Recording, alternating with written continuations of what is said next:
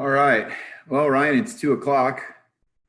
I think it's about time for us to get going here with the bonfire chat. I'm really excited about our discussion today because I think it's something that's very relevant, in particular with what's happened this year. We really are excited to bring to all of you out there in the audience this bonfire chat today with Ryan Larson. Ryan Larson's the CFO with TGG. I'm the CEO and founder of TGG. We are a outsourced provider of accounting services. We really build accounting departments.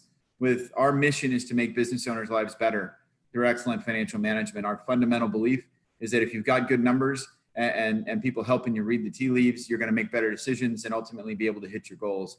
And Ryan is a pure example of that here at TGG.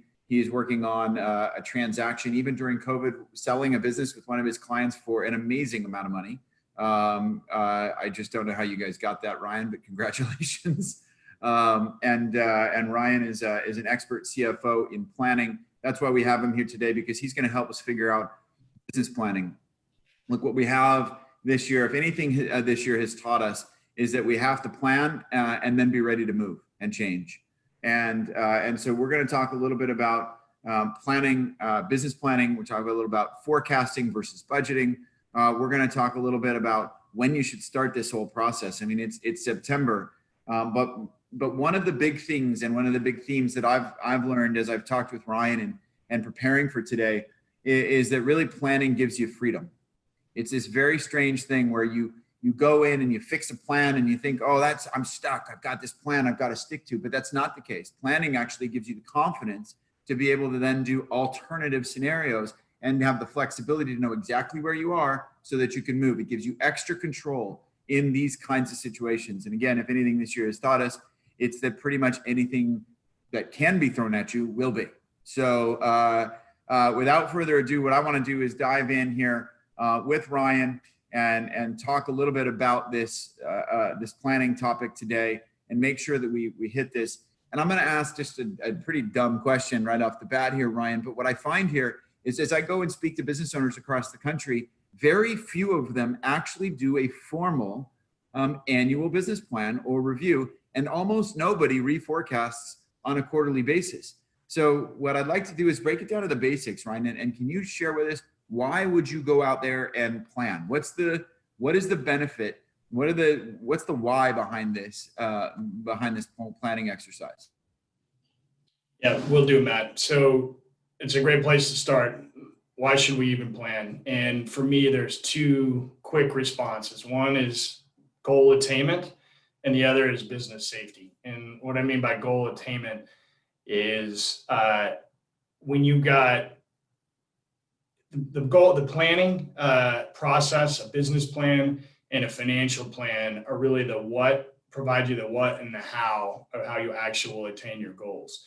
So going through that exercise, as you had mentioned just a minute ago, gives you that clarity and that freedom. And one of the phrases we like to use a lot internally here, and I use with clients, is planning the work and working the plan. And without that plan, it's very difficult to have that confidence and path forward to see how you're going to attain your goals. The other is business safety, both for the business itself and you as an owner and your employees. And by way of example, some recent statistics, U.S. Bureau of Labor statistics, 20% of businesses fail in year one, small businesses, 50% by year 5, and 70% by year 10. And many of these businesses, this occurred because they weren't planning. They weren't able to see what was out in front of them. They weren't able to create alternative paths depending on something that might happen, good or bad, to be able to react and to be nimble and to make different decisions. So another even more specific example, a client I've worked on for a number of years, they were consistently, a professional services firm, consistently unprofitable, and a lot of their projects were unprofitable. Once we took the time to sit down and work through a structured business planning, financial planning process, they were able to see the projects, understand the work allocation, the labor allocation, proper bill rates to provide profitability in their costs. And now they're generating profitability consistently on projects. I think my follow-on question here then, Ryan, is all right. So we're planning because what I heard you say is it's going to be more profitable. It's going to have some safety. It's going to let us not fail. I mean, those labor statistics were terrible. But how does it relate to today? We're sitting here in this environment. I saw this morning 870,000 new people filed for unemployment. That follows last week's 840,000. And people seem to think we're out of the woods. And yet I do have, and I know we have a number of clients who are doing very, very well. So like, how does this relate to today's environment? What are we going to do that's going to impact people? Like what is planning going to do for people in today's kind of super volatile environment? Planning, to go back to one of the points you made, is going to give us clarity and confidence today. You can start with looking at a plan and a path to goals as the business currently stands and as your goals are currently constituted. But if you've got unknowns like a COVID or perhaps an industry that's severely impacted by today's environment, you may need to be looking at planning for your business at perhaps half of the revenues that you had before, or perhaps there's unforeseen great opportunities and upside in this current environment. And so what do you do if you've got 100% jump in revenues and you've got 3 new revenue streams and you're trying to figure out how to make that happen and support the growth? And I have clients right now on both sides of that fence. And so planning through those scenarios is bringing that clarity and the confidence around what ifs and which direction we go if this happens or if that happens. So really it's about kind of peace of mind today with very little else giving us peace of mind, and election looming and all sorts of uncertainty. But so one of the things that I know we preach at TGG, but I know a lot of people find it hard to believe. It's September. Should we be starting this stuff now? And why? Like, I know the answer obviously is yes, we need to be starting now here in September, but why, Ryan? Why is this the time to be starting to plan for 2021? First of all, sooner the better. As we've been talking about here, the planning process brings clarity and confidence to decision making. And if there are things that need to happen for next year in the fourth quarter of this year, the sooner you understand what those are and when those need to happen and potential investments or hiring decisions, et cetera, the more you feel confident in doing those things and know you're on the right course. The second is it takes time to do this correctly. Planning is very challenging. It's not an easy thing to do. As you mentioned earlier, many businesses don't actually formalize a plan because it isn't easy.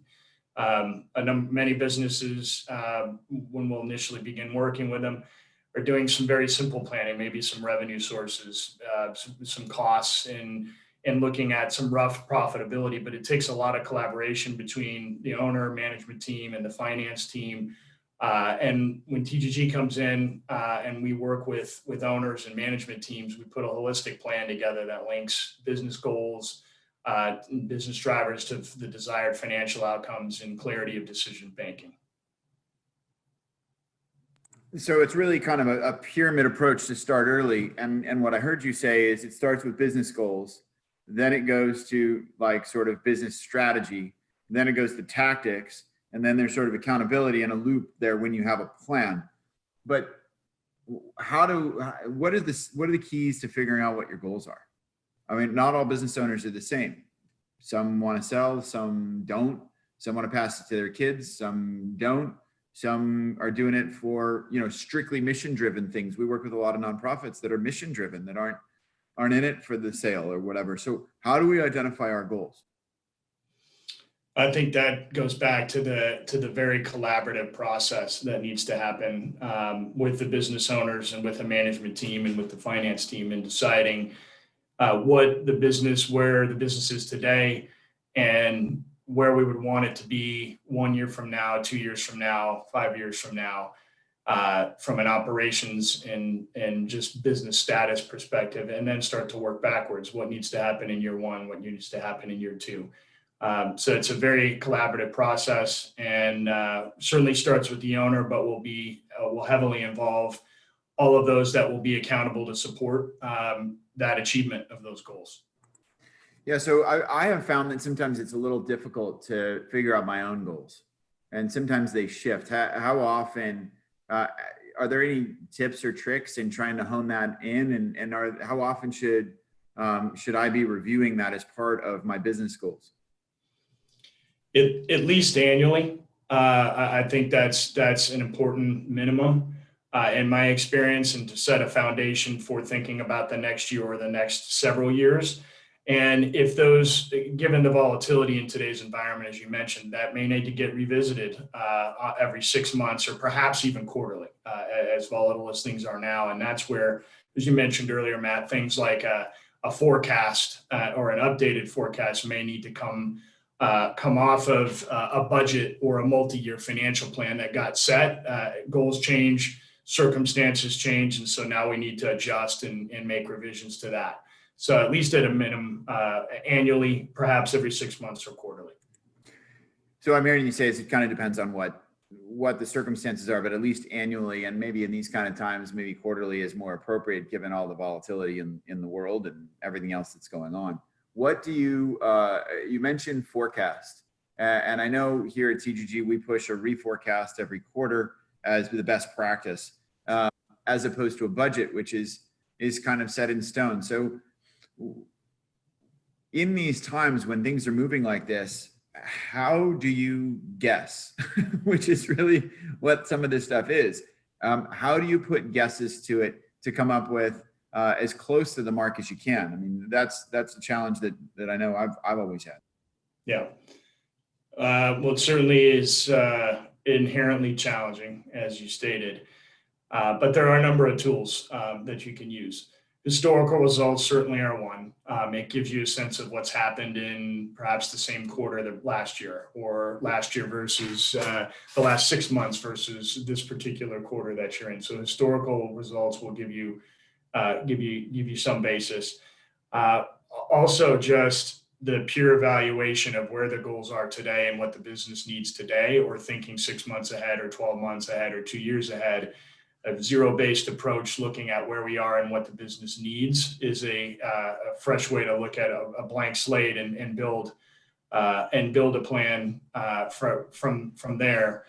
Ryan, can I interrupt you for a second? You said Sure. I don't know that I know the term of a zero-based approach. What's a zero-based approach?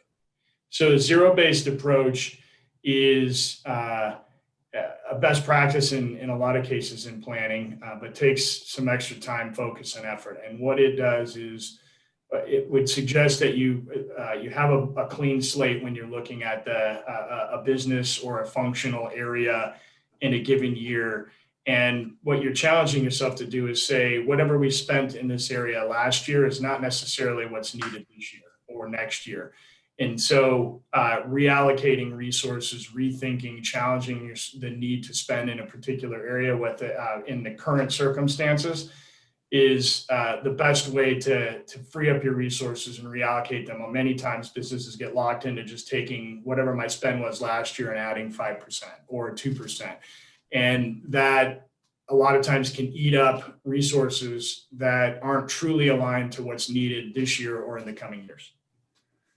That's fascinating. So I mean, I guess particularly in this year, for us, just TGG, we need a lot less office space next year than we had this year due to all the COVID stuff, and we're working remote. I mean, you and I are doing this over Zoom, right? Is that what you mean? So it's almost like taking it down to the studs, right? Do you call it zero-based approach? Zero-based approach, yes. And that's a good way to say it, take it down to the studs. And your example on office space is extremely pertinent in today's environment. Or business travel, or salespeople travel. Look, salesperson travel last year, we had to go to conventions and we had to meet people and do networking. And now we're doing it on Zoom. It's all different. So I think that is interesting. I actually did not know the term zero-based approach. I've always heard ground up or top down. Are those the same things, or are they different? They're a little bit different, and a top down versus bottoms up comes back to more of a macro approach to how you want to execute your planning process. Whereas zero-based would be one tool that you could use to build a bottoms up budget. And So zero-based is like starting from the ground and saying, okay, that we're gonna reassess all of our assumptions, but that's just the tactic inside of the planning process. And a top-down approach is really a goals-based approach. Where do we want to go? And a bottoms-up is using that to. How do you use those in concert with each other to kind of verify the numbers? Great point. I've got a visual here to go with us, or go with this part of the discussion. So I'll walk through the definitions first and then get to the recommendation here at the end. So let's start on the upper left-hand side. As you said, Matt, top down just a second ago. This is really owner, finance, maybe executive team, but likely very top-down driven, where you're setting the financial plan based on stated goals or targeted business position. For example, year-over-year revenue growth of 20%. That's what I want to see happen. Or net income of X dollar amount. So really your plan becomes what you want the business to look like at that point in time. Now, conversely to that, bottoms up on the upper right-hand side here is where business managers that are ultimately would be accountable for executing to these goals and to a plan, build what they need based on the stated goals of the business. For example, the sales and marketing team would build a product level revenue plan or a sales and marketing expense budget for the year. Now, I strongly recommend, and where the hard work is, but the real value comes out of this, is a hybrid approach, and that's what's on the bottom. And this is where you take the top-down scenario on the upper left. The bottoms up happens with the accountable business managers, and inevitably there's going to be gaps. You're going to have a revenue plan from the top down that the managers are saying we can't hit. The sales team, it's too much of a stretch, we can't get there. Or to get to that revenue plan, I need to hire 5 more people than the budget is the top-down budget is stating. And where those gaps are highlighted, they become reconciled, and you narrow the process down to a key set of debates. And ideally, those decisions are made collaboratively, and then the team together is blessing the plan. So if you're doing this, it seems like, are you suggesting that the owners kind of create goals and that the managers and at the department level, they create budgets and scenarios, and then you try to kind of mash them together? Yes, exactly. So how that just seems like I guess that's why we're starting in September, but tell me how long this takes. What is the life cycle look of this annual planning process? Certainly depends on the business and the size and complexity. But you do want to take some time to do this. And traditionally, it might take several months to get through this process. So where we're sitting today, I would use Q4 and work your way through this process as consistently and thoroughly as you can, and work towards getting it in place by the time you get to the end of this calendar year. So you've got clarity heading into next year, and to also guide where you are exiting in Q4. So do you have deadlines that are hard and fast, that are things like you should have your top-down goals by such and such a date, you should have your bottoms-up goals by this date, and then you should have your hybrid reconciled version 1, 2, and 3, and then finalized by this date? And does it ever carry over into the next year? Sorry, lots of questions. That's okay. I'll hit that carryover, because that's very pertinent, and the short answer is yes, it does happen. But to go back to the first half of your question, right now would be the time to be reconciling your goals, setting these, understanding where you are, where you want the business to be, what's happening in the business now, where do we want it to be 1 year out, 2 years out, 3 years out. And by the way, I'd always recommend thinking potentially 2 years in a planning bit cycle, but at least 1 year from my experience.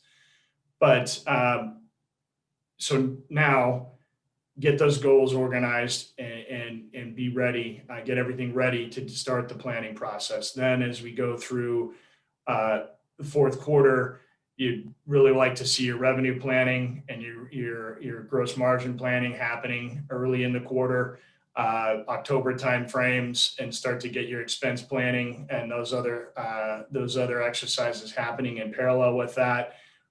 more in the October, November timeframe, and then use December to do that reconciliation and really get to this hybrid spot at the bottom of this visual here, to be reconciling issues, debating challenges, and working together to come to decisions.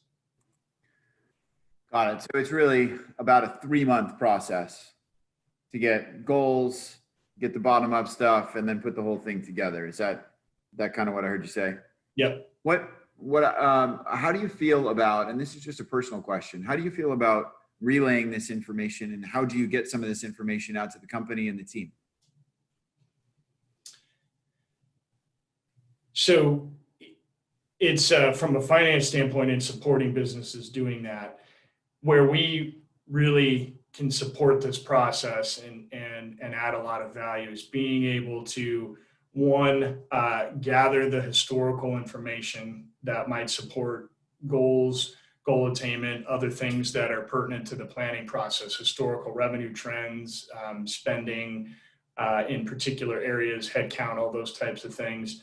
And then also facilitate this process. So working with the owner primarily and first and foremost, working then with the management teams, the management team members that need to be involved in this process, and communicating, identifying with the owner which parts of this information we need to go to which parts of the organization.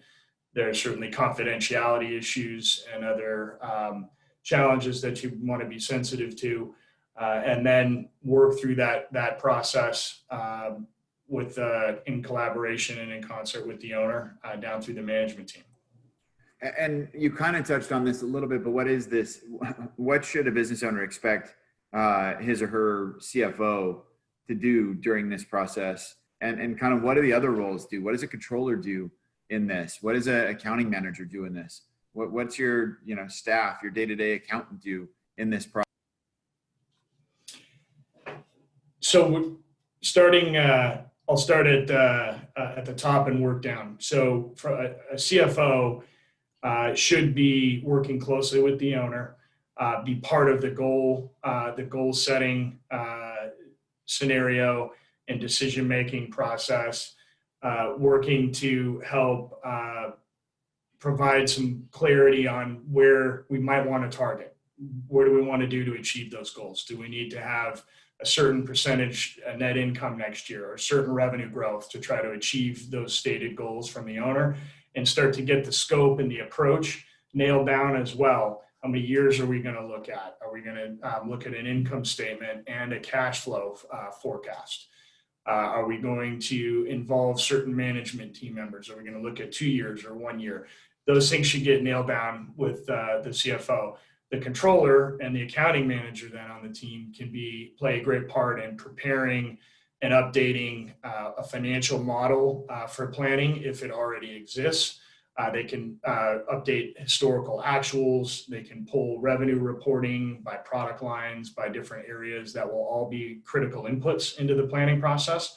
And the staff accountants can support that process as well in terms of gathering perhaps contracts or other things that might be important source documents that would relate to some of the types of decisions that might need to be made through the planning process.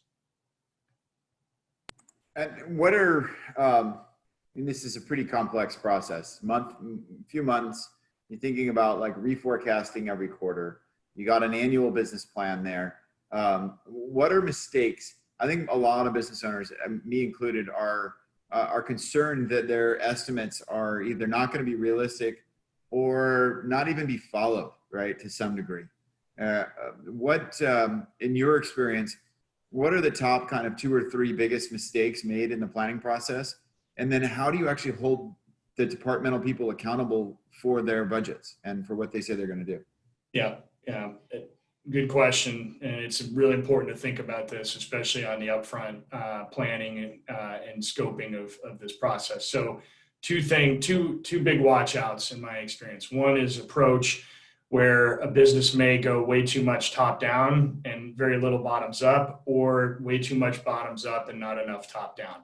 And where you end up is a plan that's not realistic because it's top down and it's what we want it to be, but it's not based on what can actually happen from the teams and what they can execute. Or bottoms up is pie in the sky from the teams, everything they needed to achieve what you've asked them to do, then it's ultimately not profitable, or it's too cash constraining. So that's a big issue.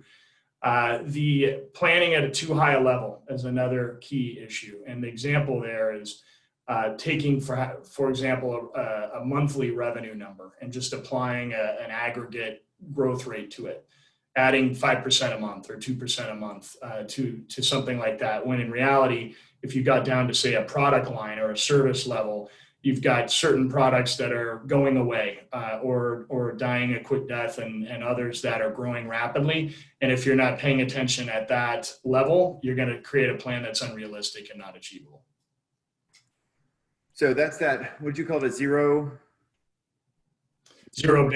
Zero-based. That's a new one for me. I really like that. So we're here at 226, 225 Pacific. What I want to encourage everyone in the audience to do is, if you've got questions, throw them in now and we'll start to answer some of them. But Ryan, I want to recap, because what we want to do for our audience here is give them key takeaways, things that are actionable that they can do. So let me share with you what I heard as kind of key takeaways, and you'll tell me maybe if I'm missing one or two that you want to make sure that everybody gets. The first thing that I heard is that it all starts with the owner's goals. And so that top-down approach that you've got on the screen there is really important, and that's got to be done in the September-October timeframe. Then you got to do the bottoms up from a departmental standpoint, holding people accountable for their budgets in the October-November timeframe, and then you do the reconciliation in the December timeframe so that you can move on. And it's okay if you carry over into the early part of January. I kind of got that impression, but not preferred. The thing that I took away from this as well was this zero-based concept. That's a common mistake, that people just add 5% or add 10%. Right. And that don't do that. Take it down to the studs, use your assumptions. And what I was thinking about when you were just saying this is like a sales funnel. Start with a lead, and how many leads are you going to get per day, per week, per month? And what's the conversion percentage into opportunities? And what's that conversion percentage into proposals? And what's that conversion percentage into closed deals? And how does your sales cycle really work? And really, this is a time to kind of, at least for me, I thought about for TGG, this is a time for us to reflect on that and see whether or not we're doing it right. And so that's kind of an interesting concept as well. And then the last thing that I heard really, and this was sort of kind of at the very beginning, is make sure you plan so that you can then kind of angle your way and get more flexibility as you reforecast and do different things. Did I capture most of it? Is there any other points that you're like, this is something that people should do and take away that they can help them make money, feel better, improve the value of their business, increase the safety of their companies? Yeah, I'm gonna add one, and it was part of a question that you asked earlier, and that's, once the plan is done, ideally December, as we talked about, make sure that you communicate it and you implement it throughout your business. So accountable parties, management team, stakeholders, build it into their goals for the following year. Create a sales quota for the sales team based on this financial plan. Provide all these become inputs into the company-wide compensation planning. Make sure everything that you're doing to align the organization all is synchronized to this plan. Wow, those are some key takeaways, because what that only does is it's not just a plan now, it's an accountability document, right? It's something that they can bring back. I like that sales quota stuff. I really like some of the things that you're talking about there. We've got an interesting question here from the audience. What should this planning process cost? Like, what's an appropriate way to look at cost for this, in addition to what's going on, kind of normally and naturally in the accounting department?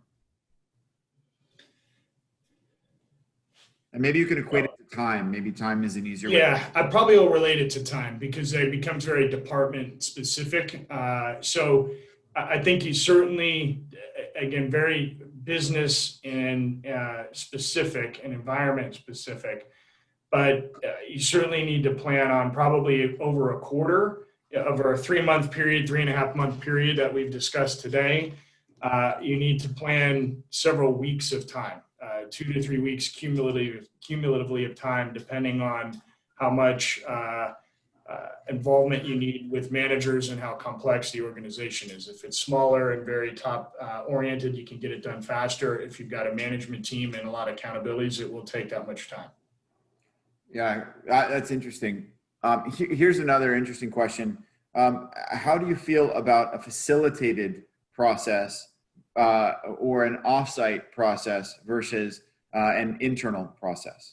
I feel very strongly in favor of a facilitated process. I think that getting to an offsite scenario where you've got, whether it's virtual or in person, where you've got dedicated focus for either the owner or the CFO or the management team to be able to think creatively and think without the burdens of email and other daily tasks that can weigh you down and bog you down in this process. I'm very much for it.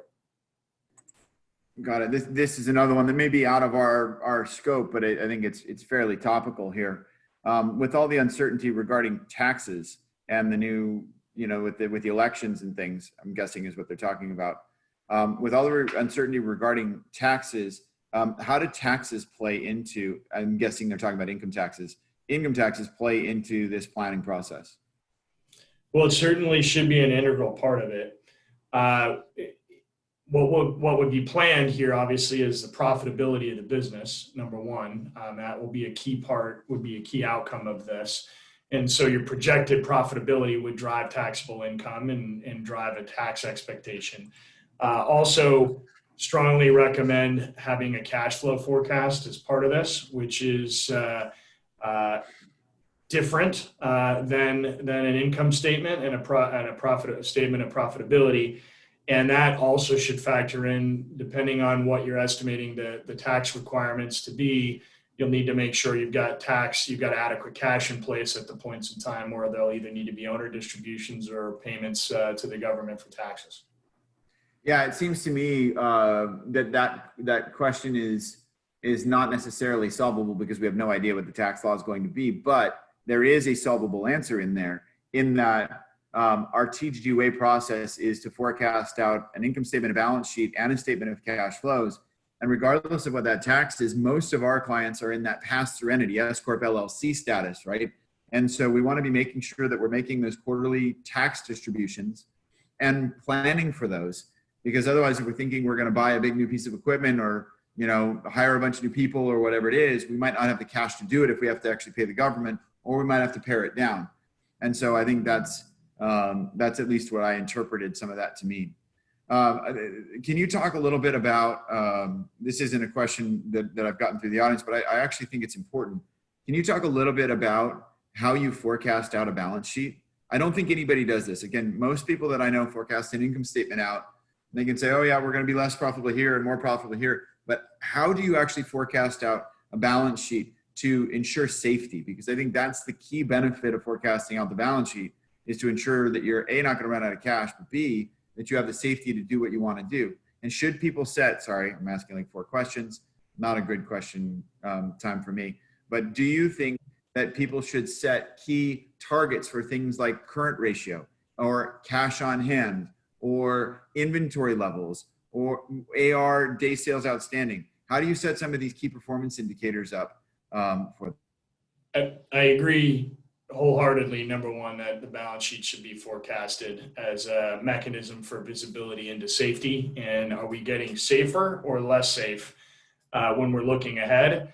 To do that, you mentioned current ratio as a key measure that most businesses look quickly at to see, are we safe? And that's your assets that can be converted to cash in the next year versus your liabilities that are due to be paid in the next year. And if you've got more current assets than liabilities, you're feeling pretty safe. If you've got less or you're running the wrong direction, you've got some things to be concerned about. So to forecast that, it's business specific, but would have a lot to do with, well, I'll pick an inventory-based business as an example.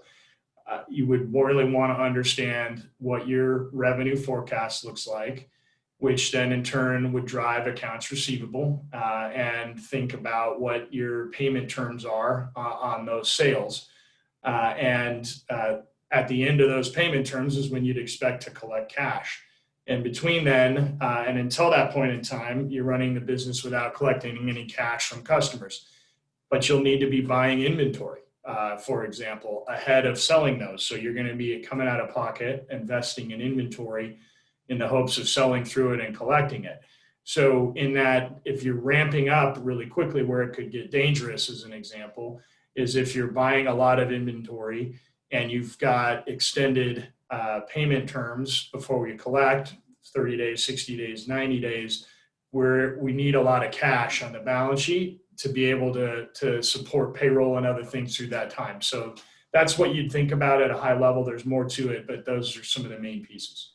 Got it. So it's really understanding the cash cycle. Like I got to buy something overseas. How quickly do I get it in? Then I'm selling it at Costco and they're not going to pay me for 90 days. So what's that true cash cycle?